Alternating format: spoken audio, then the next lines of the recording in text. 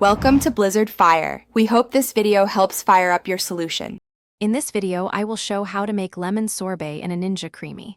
First, let's gather our simple ingredients. You'll need 1 cup of fresh lemon juice, which is typically 4 to 5 lemons.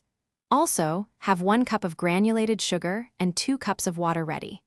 Don't forget a small pinch of salt. It really brightens the lemon flavor. Now, let's create our sorbet base. In a saucepan, combine the sugar and water. Heat this mixture over medium heat, stirring constantly until all the sugar has completely dissolved, forming a clear, simple syrup.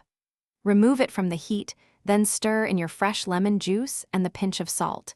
It's crucial to chill this mixture thoroughly in the refrigerator for at least 2 hours.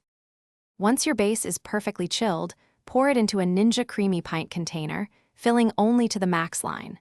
Freeze the pint flat for a full 24 hours until completely solid. When ready, place the frozen pint into your Ninja Creami and select the sorbet setting. If the texture seems a bit crumbly after the first spin, simply use the respin function for a wonderfully smooth sorbet.